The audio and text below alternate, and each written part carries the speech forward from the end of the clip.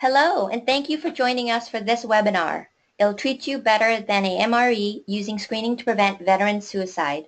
We are honored to have two veterans sharing their lived experiences and working with us to outreach to the veteran and military communities. This webinar will discuss how online screening programs, such as the one available on healthymenmichigan.org, can be a valuable first line of defense in preventing suicide among the veteran population. The Healthy Men Michigan campaign offers free online mental health screenings, mental health educational information, and mental health resources for men throughout Michigan. HealthyMenMichigan.org is open to everyone, but specifically designed to appeal to men and their loved ones. It will also provide comprehensive local, statewide, and national mental health, substance use, and crisis resources. The campaign is part of a larger research effort to evaluate innovative online programs to see what actually works for men to reduce suicide thoughts and behaviors. This research is supported by the cooperative agreement number shown here, funded by the Centers for Disease Control and Prevention. Our panelists today are Deacon Taylor, Dr. April Forman, Dr. Jody Fried, myself, Locke Anna, and Master Sergeant Thomas K. Cruz. Our panelists will share lived experiences, discuss how screening data collection can help prevent suicide, provide an overview of the research study, and describe the Healthy Men Michigan campaign. We have a full agenda, so we'll not be able to take many questions. Please do send us all your questions, though, and if we are not able to get them during this webinar, we will be sure to respond to them in a follow-up email. I am honored to introduce Deacon Taylor. Deacon is a veteran of the United States Army and currently the National Chair for the Veterans Party of America and a veterans advocate that works to solve veterans reintegration issues. One of his many methods to reach out to the veterans community is by participating in the Kelly and Stephanie Veterans Forum radio show weekly. As a young boy, he grew up in northwestern Wyoming on a small family ranch. During his senior year of high school, he enlisted in the U.S. Army where he served until a series of accidents forced his medical discharge. While serving, he was married and adopted his first wife's oldest son and had 2 more children with her. During his medical separation from the service, his first marriage failed, and the resulting suicide attempt was not far behind. It was Thanksgiving of 2000 when he was working in an isolating job post-military that he had his attempt at taking his own life. After that moment, he had a downward spiral of anger and depression that lasted several years, but was finally able to overcome it with the help of other veterans back in Colorado. Since that time in Colorado, where he earned his Bachelor's of Science degree from Colorado State University in construction management, he worked to become a consultant and contractor that focused on building science. After nearly a decade in that consulting and contracting role, he left that world behind in 2014 from the Bay Area of California. In the last few years, he has seemed to find himself through the therapeutic world of riding a motorcycle and helping others. His mission in life is now to inspire and empower others to find healing through selfless service. Deacon? Ms. Locke Anna, thank you so much for that very kind introduction. I'm truly humbled and honored to be here today, and I apologize ahead of time. My voice has been a little bit rough the last few days, fighting some kind of a cold here in the mountains in Colorado. But I'm really grateful for the opportunity to share my story, not because I like to relive that story, but because I think it's important that as a suicide survivor, we share our stories so that maybe somebody else can hear similar things in their own life and prevent that very dark and downward spiral that we go into as we get to that lowest point in life.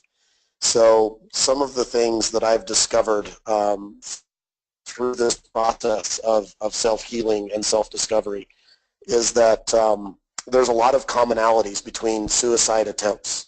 And some of the most common amongst men are high school education as an education level, going through some type of a divorce, separation, legal proceedings, usually involving children, and just an overall financial despair. Because as men, I think that it's very common for us to feel like we are supposed to be the provider for the family.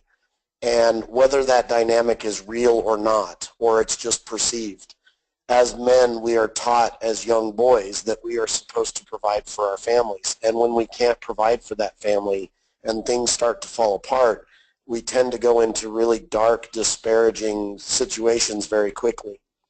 We seek to find some kind of solace in self-medicating, and usually alcohol, sometimes drugs, sometimes a myriad of self-destructive behaviors, including promiscuity and fighting and all kinds of really unhealthy ways. We seek to find some solace, and we generally just find more pain and more suffering. And at some point, you reach that ultimate decision where you decide, am I even really valuable enough to be in this life? And what value am I providing to anyone in this society? And so as I sat in my car in California in Thanksgiving of 2000, and I had a really nice little 88 Mazda RX-7 that was shiny and clean and red, and every guy's little red sports car.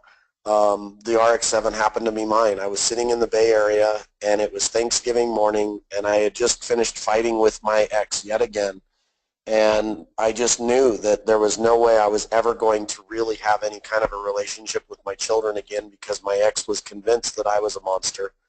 And I had done a lot of things to prove them right. The reason we divorced was because of infidelity, and it wasn't on my part, but it didn't matter because my actions left my ex feeling so alone and so vulnerable that that's what they turned to. They replaced me while we were still married.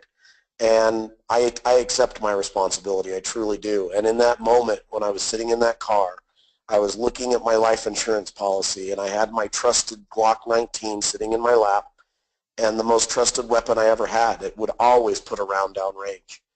And I was sitting there looking at the life insurance policy to make sure that whatever happened to me, the insurance was going to pay out to make sure that my kids were provided for. Because at the end of the day, that was the only thing that I saw my value in this world, was to provide for my children. And they'll probably never understand what that feeling was like or how much they actually meant to me, but I knew that at least with the insurance, my ex would be able to provide for those children for a long time. And so I pulled out my Glock, I put it to my head, and I pulled the trigger, and I heard that click and that firing pin drop, and it was the loudest clunk I've ever imagined in my life. And I just sat there like, what just happened? Like, is this it? And the answer was obviously no. So I pulled the weapon back, I looked at it, and I just had this dumbfounded feeling and emotionless expression. I can't even imagine the look on my face as I racked the chamber again, and I looked, and sure enough, that bullet had actually been hit by the firing pin, but nothing happened. So I let the slide go back forward, and I set the gun down on my floor of the car, and I just started so angrily just destroying the inside of this car. If you've ever seen the movie The Whole Nine Yards, where he's just beating the steering wheel and slamming things and just like throwing himself around this car, I can only imagine what people were thinking from the parking lot as I was just trying to destroy this car. And then all of a sudden the gun goes off, some kind of a hang fire. And I don't know why, but I do know that since that moment, I went through an anger cycle that is just, you can't even put into words. The poor people that crossed my path for that next year, I can't even fathom the apologies that I owe those people, because I was angry and violent and mean and just a nasty human being. But through that anger and through that absolute release of everything that was in my body, I was able to almost detox myself, if you will. And through it, I came out the other side understanding that there are solutions out there. And along the way, I found programs like mantherapy.org, and I found the Carson J. Spencer program here in Denver. And for some reason, people have forgiven me for that unbelievably selfish act that I nearly completed.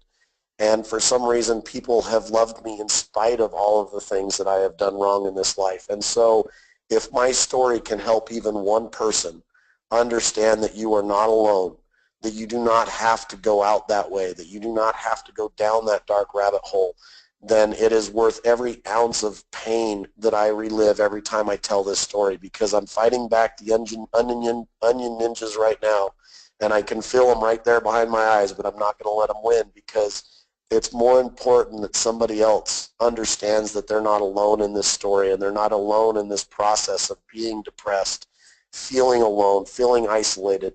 You can overcome it. There is a better path. You don't have to go through this by yourself. So never suffer in silence. Never sit out there by yourself thinking that there's nobody that cares, because I can promise you there are organizations like Battle in Distress that monitor Facebook feeds all over the internet because they care about you.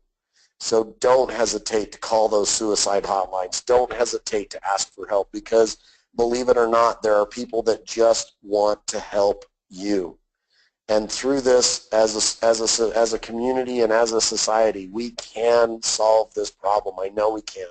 And so I'm unbelievably grateful to be here today. I'm unbelievably grateful to all of you at this program and the work and the research and all of the things that you do today and through your daily lives to try to help solve this problem. So with that, thank you so much for having me on. I really do appreciate the opportunity, and I will turn this back over to the group, because I'm more interested in hearing what you all have to say than reliving this story one more minute. So thank you so much all for being here.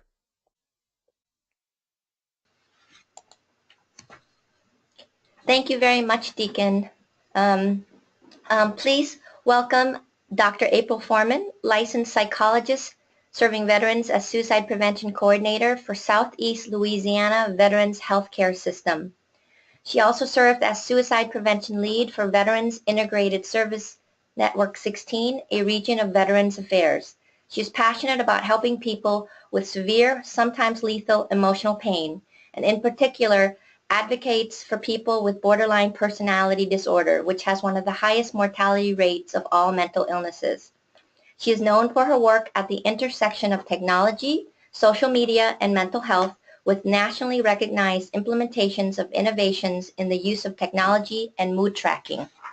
She is the 2015 recipient of the Roger J. Tierney Award for her work as a founder and moderator of the first sponsored regular mental health chat on Twitter, the weekly suicide prevention social media chat, hashtag SPSM, sponsored by the American Association of Suicidology. In the recent years, this chat has become one of the largest and most active mental health-centered social media communities on Twitter. Her dream is to use her unique skills and vision to build a mental health system effectively and elegantly designed to serve the people who need it. Doc Forman? Oh, I'm so excited to be here.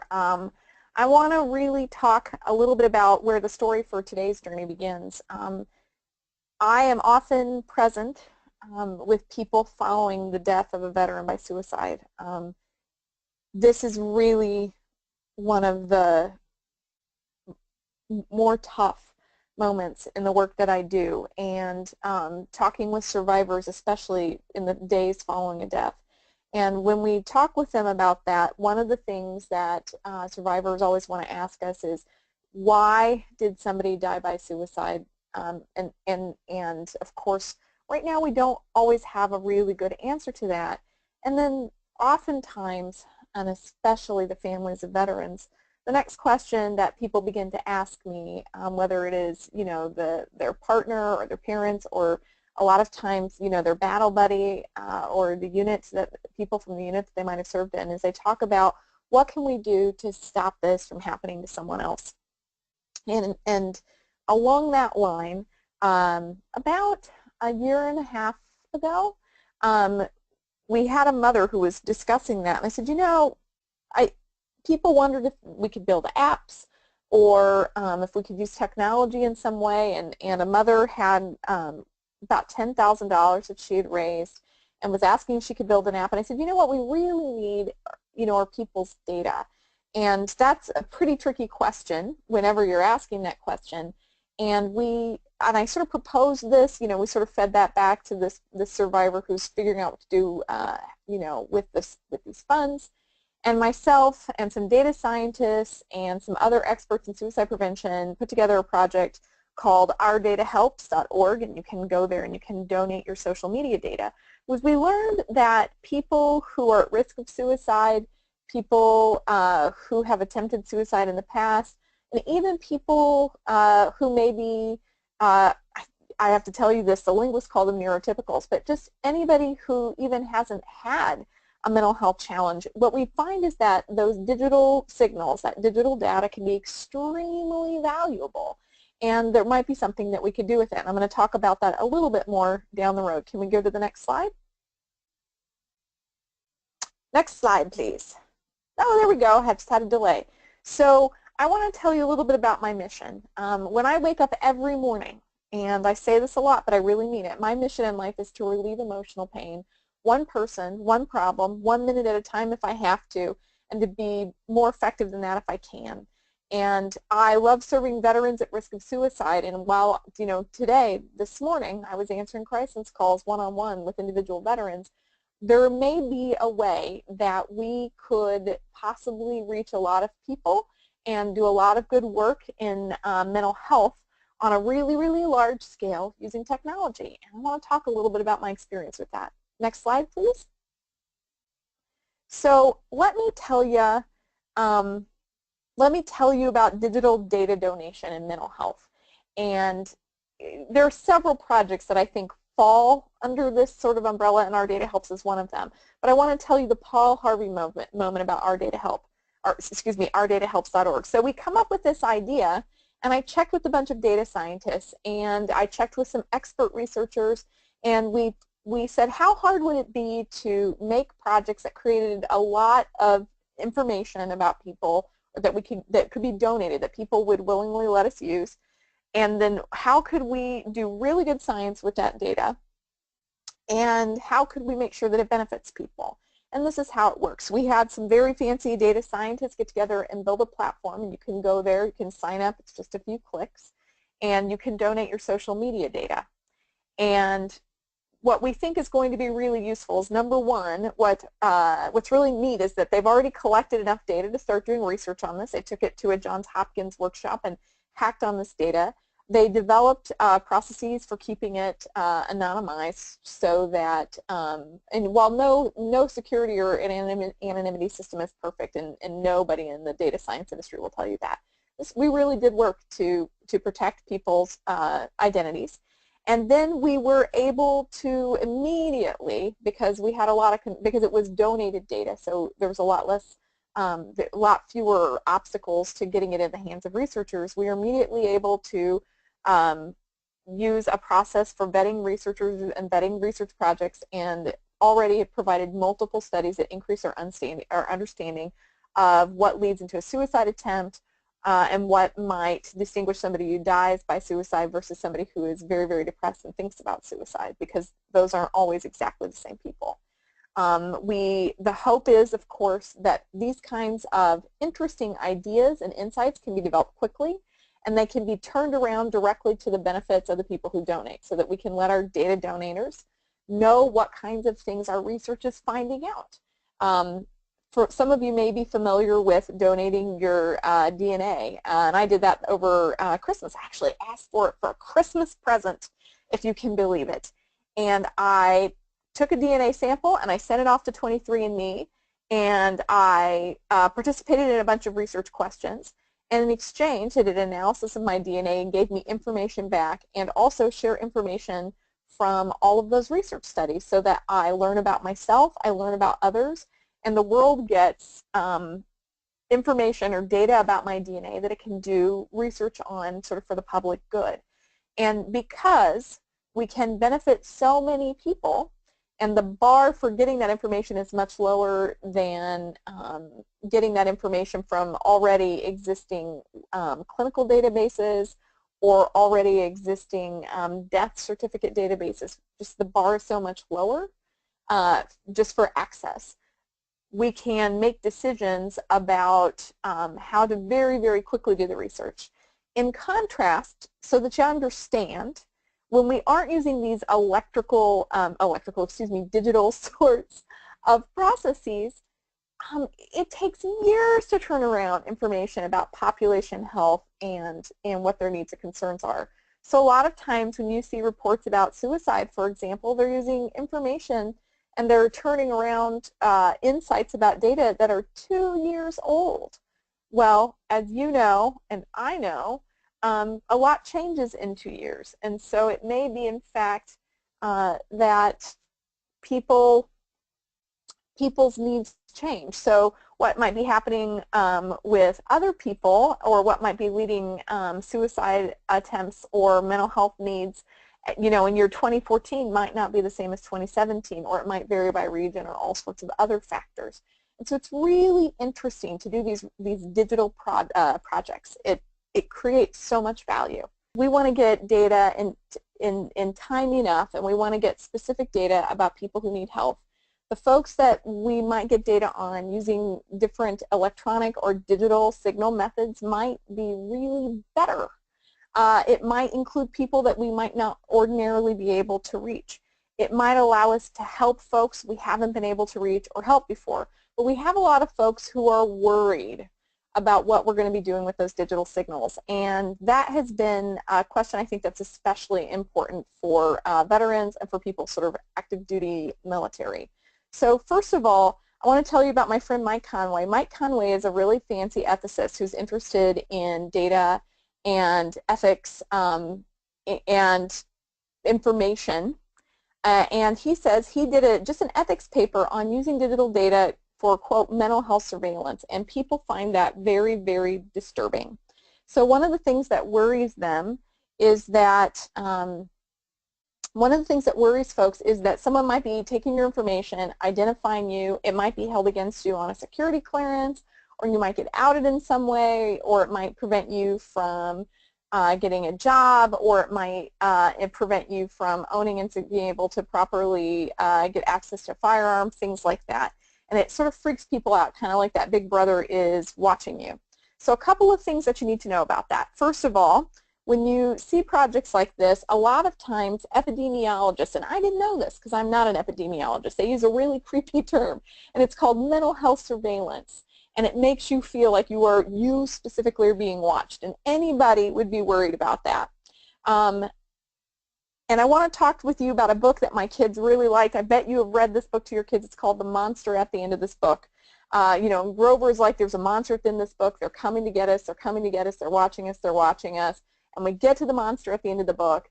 And the monster at the end of the book is like, oh, it was me. I was sweet, lovable Grover all along, right? Mental health surveillance is like that. The term is very, very creepy and scary, and there is certainly some misinformation out there. But the truth is that the information that you're going to be sharing with projects like this is highly anonymized. It's not the kind of information that is going to ever be looked for or searched for or put into a security clearance. Like, I know the folks who do security clearances. And the folks who develop these projects actually pay a lot of attention to keeping people's privacy clearly protected. Additionally, you're donating it. So if you are really, really concerned, you can of course always contact researchers about this, or have someone contact them and find out how it is that people are keeping this information secure. In the end of the day, I like to talk a lot about realistic risks and rewards of sharing your data about suicide prevention or about mental health. And the issues are that while you might be worried about perfect 100% information security and privacy, there's really no such thing. We share information all the time on Facebook and other email and other non-secure venues. And we often share that information for coupons, for online shopping, all sorts of things. It's in your computer, and I'm pretty sure even most of you don't have encryption-enabled computers. You just sort of have your information. It's even on your cell phone. That information is relatively safe. People aren't looking for it. And it's very, very possible that you could use this information under reasonable security circumstances to create incredibly valuable clinical insights and data we can use for public health. Go ahead and advance the slide forward. Let's see if we can do this. Basically, what I want you to do is when you're considering whether or not to participate in some of the things, I know Jody's going to be talking and some of our other participants, if you want to participate in some of these projects nationally, And I would never recommend that you participate in all projects or any specific project, but if you want to participate in these projects nationally, what you want to do is just look at the relative risks and rewards. What is this project proposing to do? How safe is my information likely to be? Think about what you're doing, and really do consider participating, getting a screen, benefiting from those individual insights, and altruistically sharing your data to help your peers. If you want to talk more with me about this, you can find me on Twitter as @DocForman, #SPSM. You can find me on Facebook. You can also donate data on ourdatahelps.org. We'd love for you to do that. There's my email, and there's my phone number. And hit me up for questions later. I think projects like this have the chance to change the world. Thank you. Thank you, Doc Forman. I am thrilled to introduce Dr. Jody Fried, an associate professor at the University of Maryland School of Social Work. Dr. Fried chairs the Employee Assistance Program, Subspecialization, and the Financial Social Work Initiative. Her MSW and PhD degrees were earned from the University of Maryland. Her research focuses on workplace behavioral health, including the impact of employee health and well-being on productivity and safety. She studies the effectiveness of employee assistance, work-life, and financial capability programs for working families and has dedicated a significant portion of her research agenda to the prevention of suicide and crisis response in the workplace. She is the immediate past chair of Subcommittee on Workplace Disaster Preparedness and Response for the Employee Assistance Professional Association, the EAPA. In 2006, she was recipient of the EAPA's President's Award for Excellence, recognizing her work on this committee. Prior to teaching, she provided EAP and work-life services to NASA, Goddard Space Flight Center, where she was recognized with several awards for her service to employees and their families immediately following the U.S. terrorist attacks on 9/11. She resides in Baltimore, Maryland with her husband and 2 sons. Dr. Fried is the principal investigator and is leading the parallel research study evaluating the online mental health programs used in the Healthy Men Michigan campaign, which she will explain to you briefly in the next 7 slides.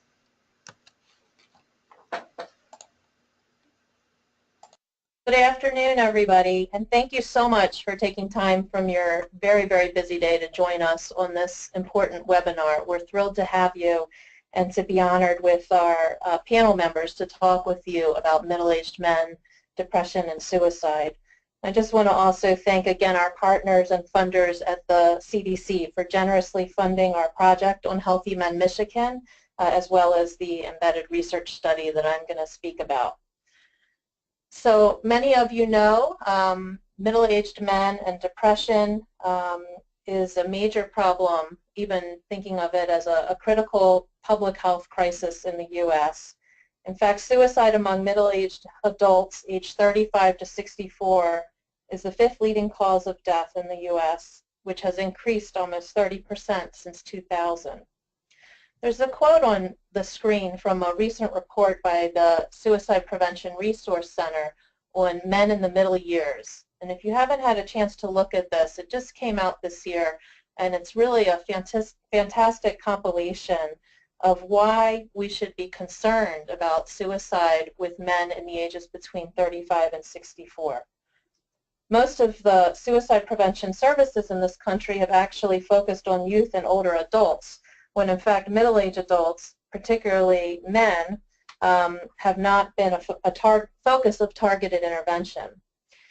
And the Men in the Middle Years report suggests that without targeted intervention to engage men in assessment and mental health treatment, suicide will continue to increase among this age group and will compromise a significant proportion of our population for the next 25 years.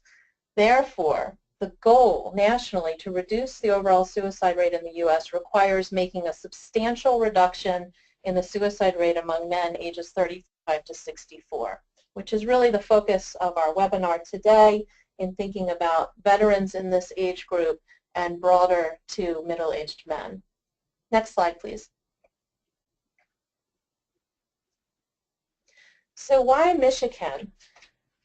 When we first looked at doing this study, we noticed that Michigan not only had a higher than average rate for suicide, but also suicide death among men in Michigan is the highest injury death in this age group. Also, Michigan was committed to making a change to reduce suicide throughout the state. We had a number of partners and continue to build our partners through the statewide campaign to reach out to engage men in their middle years to do online assessment and referrals. As we know, suicide among males in general is 4 times higher than those among females, and it's more difficult actually to reach out to men and engage them in traditional help-seeking behavior for suicide. When we think about why it's so hard for men to identify depression and seek help, we can look at masculine gender socialization and stereotypes, issues of perceived social stigma, threats of being negatively labeled when seeking services, and co-occurring disorders such as self-medicating, like we heard from Deacon earlier in this presentation. Even when depression is identified, men in their middle years are often reluctant to ask for help or communicate their feelings or think about reaching out to others about emotional issues. Male depression as a risk factor for suicide actually goes undiagnosed 50 to 65% of the time. Next slide, please. So through Healthy Men Michigan, our statewide campaign that we bring you today, we are trying to reach out to the men in this age group to offer comprehensive anonymous screening and referral intervention by integrating and also testing through research 2 existing and promising online programs. The programs that we're looking at, Screening for Mental Health and Man Therapy, have been used together in different types of outreach websites, but never actually tested with empirical research to see if they are effective in conjunction with each other in reducing depression and suicide ideation and behavior. So the use of these 2 programs together as a platform on our Healthy Men Michigan website are designed to increase help-seeking behavior among middle-aged men, to encourage greater use of anonymous online screening and referrals to community referral resources throughout the state of Michigan, and ultimately to reduce depressive symptoms and suicide ideation and behaviors. Suicide is a form of violence, and while historically treated as a mental health problem, it's really now considered more of a public health problem. By recategorizing this as a public health concern, thus it requires comprehensive solutions to a multifaceted problem. And this really links to the goals of the CDC, who's funding this program through their Division of Violence Prevention, where suicide falls under self-directed violence. And therefore, we're viewing this as a public health challenge. So Screening for Mental Health and Man Therapy take on a public health or population approach to do prevention and using a scientific base to identify the effectiveness of these programs. Next slide, please. So Screening for Mental Health, this is a snapshot of some of what they're known for. Perhaps those of you in the organizations and serving vets will be most familiar with National Depression Screening Day, which has been offered to the public for many years and has been very successful as a flagship program started in 1991.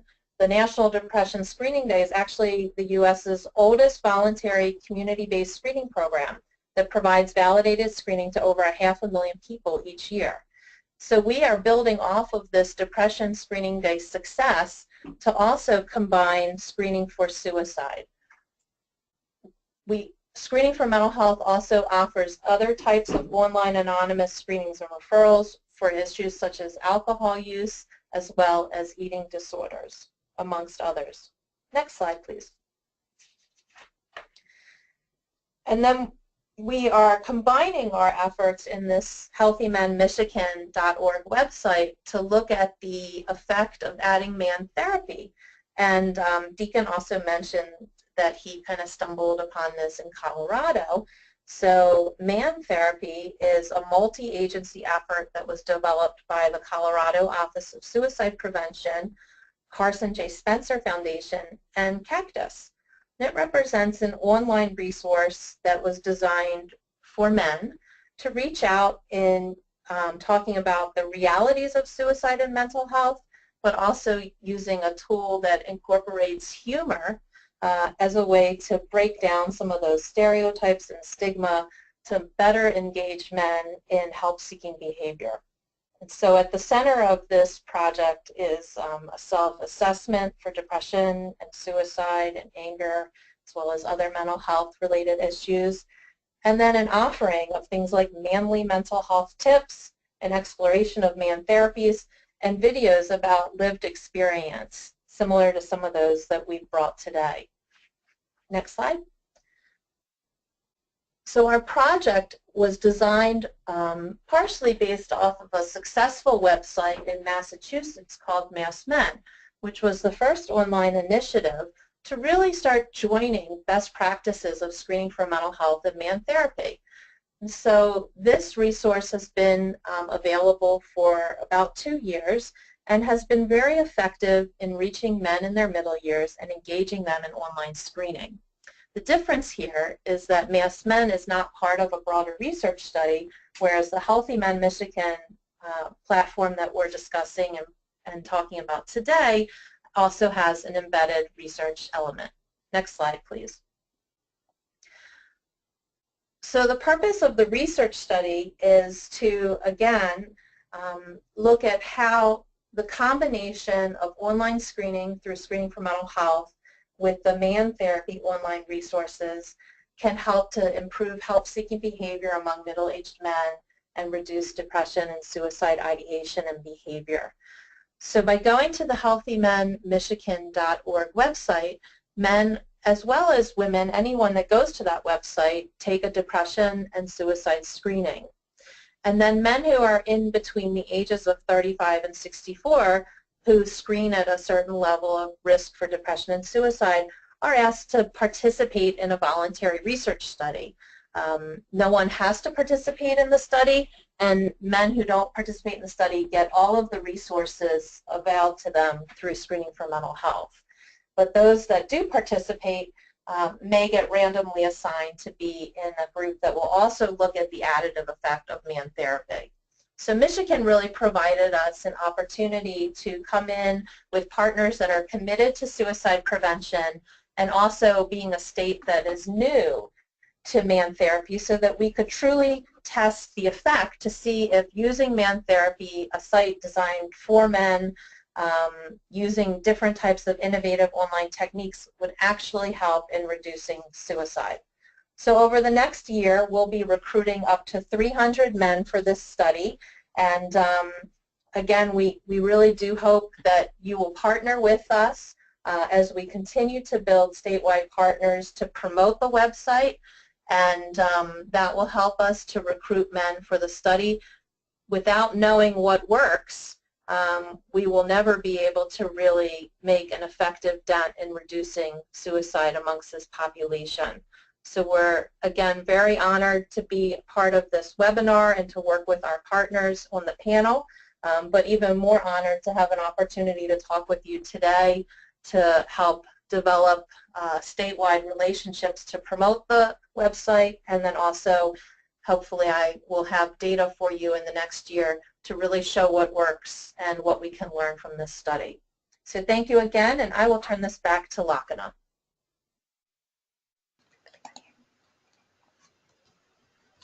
Thank you, Dr. Fried. I am Locke Anna, the Director of Programs at Screening for Mental Health. I have extensive experience administering prevention and intervention programs serving diverse participants and communities.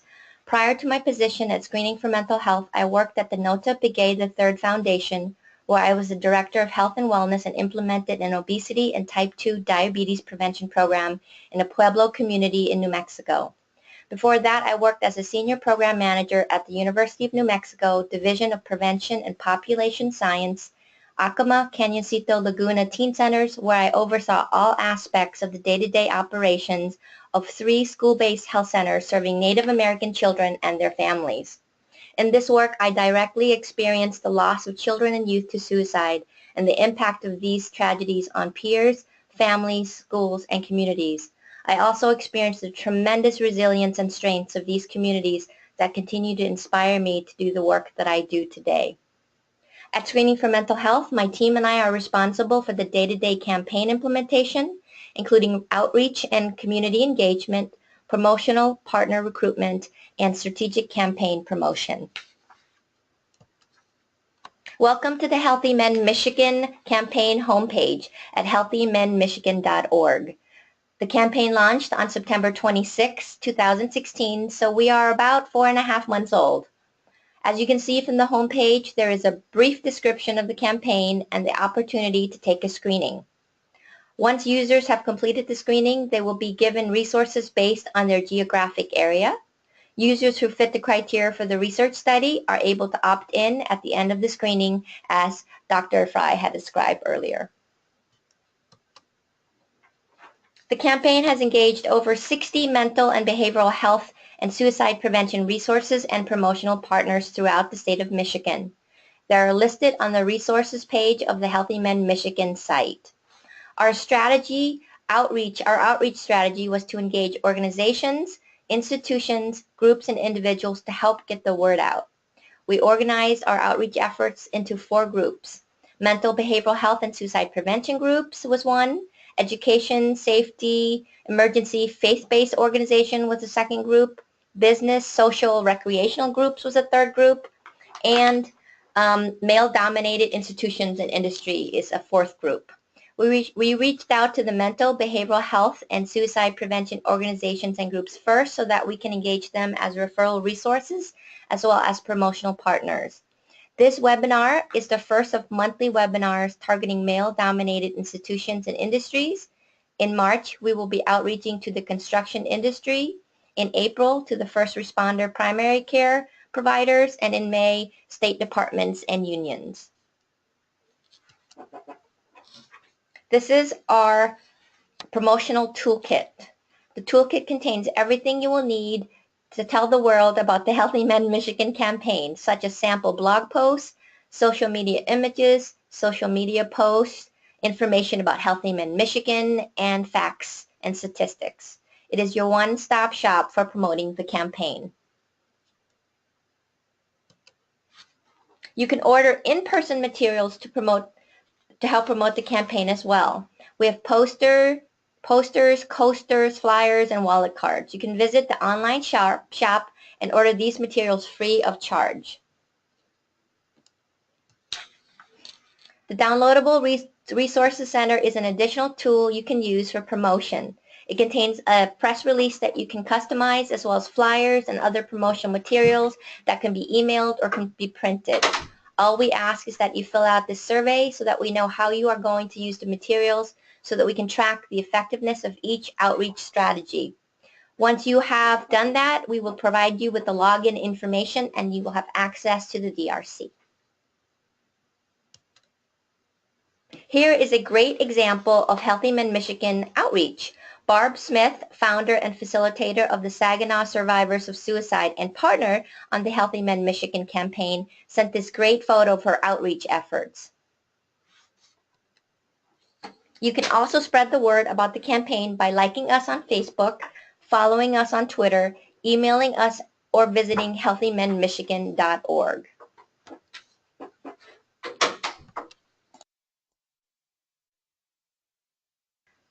Thomas K. Cruz, active duty Master Sergeant in the United States Army with over 21 years of service. He has deployed in support of Operation Joint Guardian and Operation Iraqi Freedom.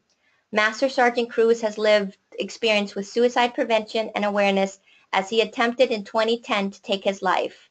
Since his attempt, Master Sergeant Cruz has become a huge advocate of more awareness and prevention for veterans. He has taken his skills to social media, where he assisted in pioneering 2 organizations to identify and assist veterans with mental health issues, suicidal ideations, relationship issues, financial concerns, and other veteran-specific issues. Master Sergeant Cruz.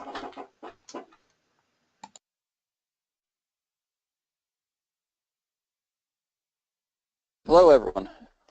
Stated my name, Master Sergeant Tom Cruz. I'm in active duty Army. I'm actually overseas currently, so I'm 7 hours ahead. And all the programs mentioned in today in the slides are exactly what I wish I would have gotten to and wish I would have had back when I did do my attempt. Like mentioned before, I was going to be able to handle everything on my own. I thought I could do it all and didn't need any help. And I've lost many friends over the past couple of years to that same attitude to suicide. Ourdatahelps.org is an awesome way to help veterans and men in general figure out what we can make better with the data that we have and how to use it to try to get in front of this very tragic epidemic that's going on. As mentioned, I helped start a couple organizations because I saw it on social media. Everybody nowadays is putting everything and anything on social media, and that's the place where we can find most of our veterans and men that are actually putting out their feelings, and we can monitor it to see how could we help them better. If they're putting it out there on social media, then it's probably a serious event, and it's something that they're actually looking for. And sometimes it's even the last place where they feel that on social media is the very last place they could put it, and is anybody going to help me? And if not, then I guess I can go through what I was going to go through. So I try to help troll the social media site and see better in need, and then provide organizations in their areas that are going to help them with whatever need that they have, whether it be mental therapy, financial, just someone to talk to. So this organization in Michigan is a great resource for any veterans or men in general that I have contact with that just need a place to go and find resources. Because one of the biggest things I see is us guys don't know where to go. We have no idea. We're trying to fix it, and by the time we figure out that it's not fixable, it's almost too late. So having tools and toolkits like this that are available online, and you can just go to them and research it on your own, is a great asset to get out there and make sure everyone knows what's available out there, and it keeps it discreet. If you just want to go to a website, you could just look it up on your own and use some of the tools, and then when you start feeling the tools are not there, or you don't understand the tools, or you don't know how to use them, then the next step is actually reach out to these organizations, Men's Health, and ask for that help. It's not cowardly to ask for help. I found out finally after the event, if I would have asked for help earlier, there's tons of places out there that could have helped me navigate around all the minor issues that I was having in my life that I thought I could have handled on my own. There is no there's no issue that's too big that can't be handled by talking it out or using one of these resources. And I really do believe that the communities and Michigan and basically nationwide really do want to help, and there are tons of ways out there that are trying to help. I do believe that the organizations mentioned today in this cast are some of the best and excellent organizations and programs to do that with. Otherwise, I wouldn't be here on this talking. And I deal with a lot of organizations around that want to help but have the capabilities. There's a difference between wanting to help and can help, and everybody wants to help, but are they actually able to help? And these organizations here, I feel that I know that if I have a veteran that I know in the same situation that I was, or feels that there's nothing out there that can help them, I do feel that the organizations that are mentioned in here today can really help men and veterans across the country and Michigan to go get whatever they need, whether you need to go get financial help, mental health, whether you just want to talk to somebody, whether you have financial or marriage counseling or what have you. These programs are out there and they really do work. And like I said, I really wish that I'd have looked a little farther into these programs before I had my attempt, and wish I could have provided some of these organizations to some of my battle buddies that have taken their lives over the past couple of years. I would really like to turn it over and see if there's any questions. We do have a little bit more time, so if there's any questions from the people, I'd like to turn it back over to Lachlan.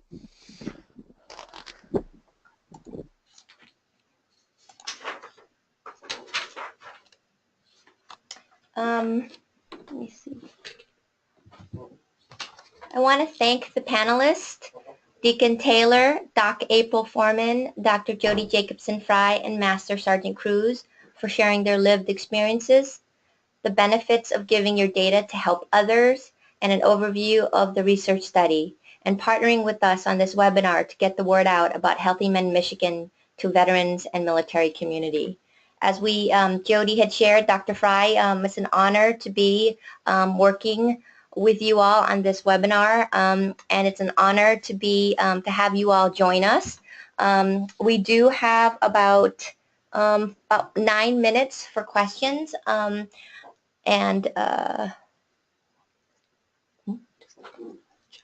so if people are wanting to ask any questions, please feel free to jot down anything on the chat box. I know I've been reading people's comments, and one of the many things that I'm seeing is that people are very, very grateful to hear your story, Deacon, and to hear your story, Master Sergeant Cruz, and feel that your stories are just very, very powerful, and just just very honored and thankful that you're sharing your lived experience with us.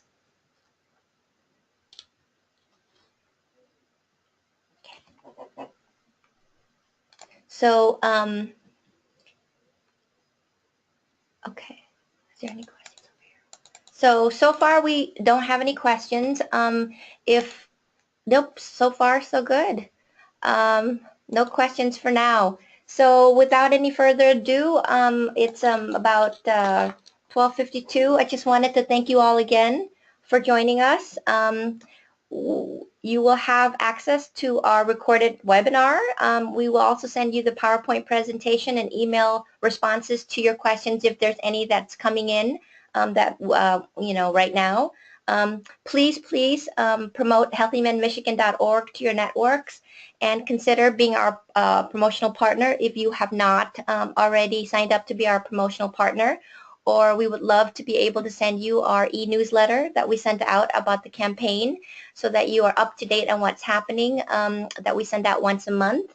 And as you can see on the screen, if you have questions about the research, there's information to contact Dr. Fry. If you have there's questions about the campaign itself, there's information to contact me.